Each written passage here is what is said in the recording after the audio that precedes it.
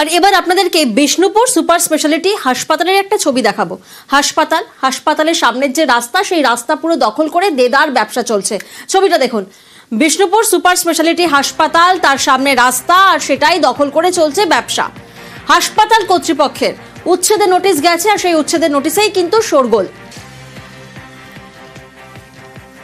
প্রতিনিধি দেবব্রত এই মুহূর্তে আমাদের সঙ্গে রয়েছেন। দেবব্রত, এখানে তো প্রথম প্রশ্ন যেটা আসছে যে হাসপাতাল কর্তৃপক্ষের উচ্ছেদের নোটিশ গেছে। একদমই, দেখো এই দোকান আজ থেকে 50 থেকে 55 বছর পূর্বে, যেমনটা যে দোকানদাররা জানাচ্ছে, বহু পুরনো এই দোকান। তখন থেকেই কিন্তু বিষ্ণুপুর পৌরসভাকে তারা ট্যাক্স দিয়ে আসছে।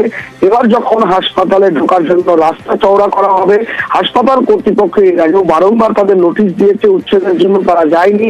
এবার হাসপাতাল কর্তৃপক্ষ কিন্তু ফাইনাল নোটিশ দিয়েছে, কারণ জেলা হাসপাতাল শুধুমাত্র বিষ্ণুপুর নয়, মেদিনীপুর এবং বিভিন্ন জায়গা থেকে একাধিক রোগীরা এখানে আছেন চিকিৎসা করার জন্য। হাসপাতালে ঢোকার যে রাস্তা, সেটা 7 থেকে 8 ফুট চওড়া। এই রাস্তা দিয়ে কিন্তু যাতায়াতে অ্যাম্বুলেন্স ঢুকতে খুবই সমস্যা হয়, যে কারণেই কিন্তু এই হাসপাতাল যে রাস্তা, সেই রাস্তা বাড়ানোর জন্য উদ্যোগ নিয়েছে হাসপাতাল কর্তৃপক্ষ। তাই তাদের উচ্ছেদ করার কথা বলেছে।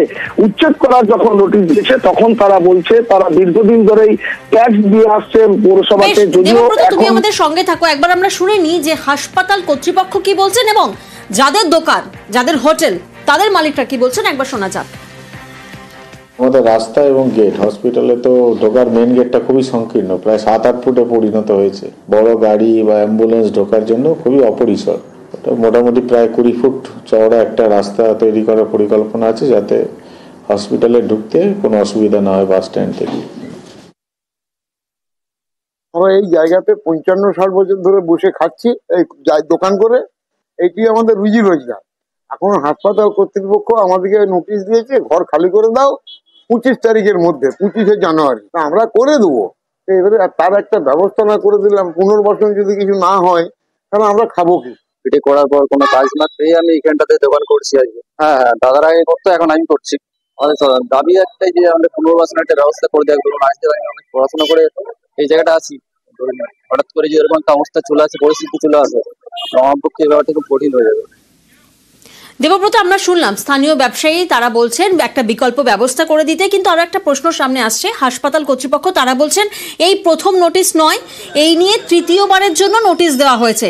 এই যে একটা মানে দীর্ঘ সময়, প্রথমবারের নোটিশ, দ্বিতীয়বারের নোটিশ, তৃতীয়বারের নোটিশ, এই সময় কি তারা ট্যাক্স দিয়েছিলেন? এই সময় কি পুরসভা তারা ট্যাক্স নিয়েছিলেন? একদমই, দেখো বিগত যে পৌর বোর্ড, অর্থাৎ যে পৌরসভা নতুন বোর্ড হয়েছে, এই বোর্ড কিন্তু এখন তারা ট্যাক্স নেয়নি এই গোলযোগ দেখে। কিন্তু তার দোকানদাররা বলছে যেহেতু 50 থেকে 55 বছর তারা এখানে রয়েছে, অর্থাৎ কয়েক দশক ধরে বিষ্ণুপুর পৌরসভাকে তারা ট্যাক্স দিয়েছে।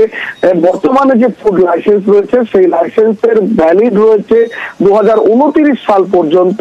তাহলে এখানে প্রশ্ন, যেহেতু সরকারি জায়গায় অবৈধভাবে গজিয়ে উঠেছে এই ব্যবসা, সেখানে দাঁড়িয়ে পুরসভা কিভাবে ট্যাক্স নিতে পারে? দেবব্রত, সেই প্রশ্নই উঠছে যে জবরদখলকারীদের থেকে কিভাবে ট্যাক্স নেয় পুরসভা, সেই প্রশ্ন উঠছে। আর প্রশ্নের মুখে পড়ে চুপ বিষ্ণুপুর পুরসভা।